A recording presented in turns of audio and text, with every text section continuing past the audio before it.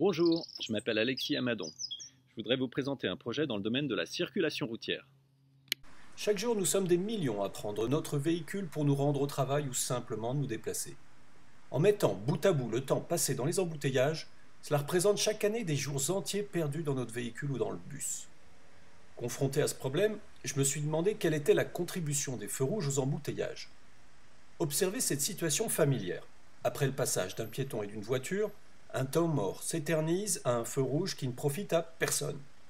C'est du temps perdu non seulement pour l'automobiliste devant le feu rouge qui attend que le feu passe au vert, mais aussi pour tous ceux qui sont derrière. Ces automobilistes attendent plusieurs cycles vert, orange, rouge avant de pouvoir passer leur chemin, alors même que très peu de passage a lieu en travers de leur route. Cette perte de temps, outre le fait qu'elle génère une frustration stressante chez les primates que nous sommes, s'accompagne aussi d'une consommation de carburant et d'une pollution induite supplémentaire.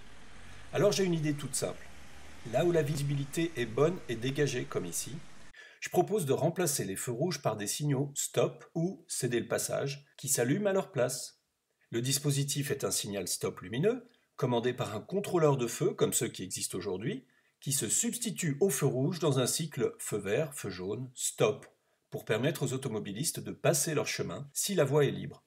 En remplacement des stops traditionnels, le stop dynamique offre une alternance de priorité aux intersections où le trafic a tendance à se densifier. Mais à l'inverse des feux tricolores traditionnels, il évite les temps d'attente superflus au feu rouge quand le trafic se raréfie. Dans un même dispositif, on a donc combiné les avantages du feu tricolore et du stop sans en avoir leurs inconvénients. Dans cet exemple d'une intersection en croix, en remplaçant les feux rouges par des stops, les automobilistes doivent céder le passage à ceux qui ont le feu vert, qui pourrait être d'ailleurs un feu orange clignotant. Mais si la voie est libre, ils ne sont plus obligés d'attendre que leur propre feu passe au vert pour passer leur chemin. Aux heures de grande affluence, le stop dynamique agit exactement comme un feu tricolore. On doit patienter et attendre que le feu passe au vert pour pouvoir passer. Il y a alors alternance de priorité. Mais dès que le trafic s'allège, l'automobiliste peut franchir l'intersection comme il le ferait à un stop traditionnel.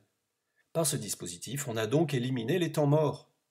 Plusieurs formes sont possibles pour ce stop dynamique. Mais si on imagine un panneau tapissé de LED qui affiche un signal stop ou céder le passage, autant y intégrer la possibilité d'afficher des feux tricolores en séquence. Et pour être 100% conforme avec le code de la route qui ne connaît pas la séquence feu vert, feu jaune, stop, on peut garder le feu rouge qui viendra s'intercaler rapidement dans la séquence entre le feu jaune et le stop.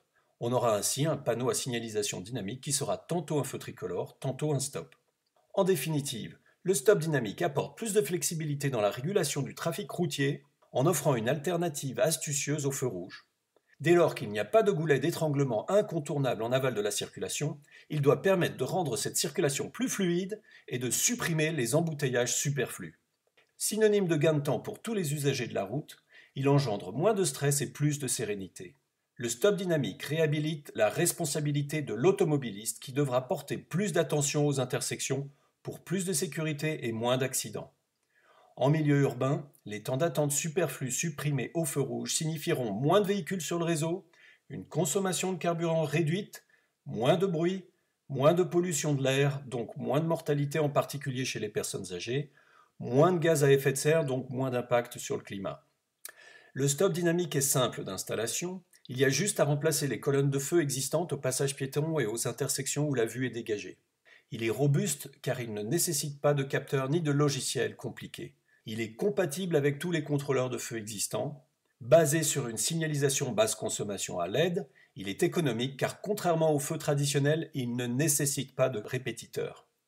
Avec le temps gagné et sa consommation de carburant réduite, le contribuable automobiliste appréciera l'investissement public réalisé dans le changement de son feu de quartier en stop dynamique.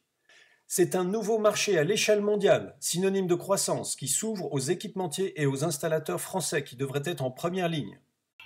Mon projet consiste à convaincre les pouvoirs publics des vertus du stop dynamique pour le faire homologuer.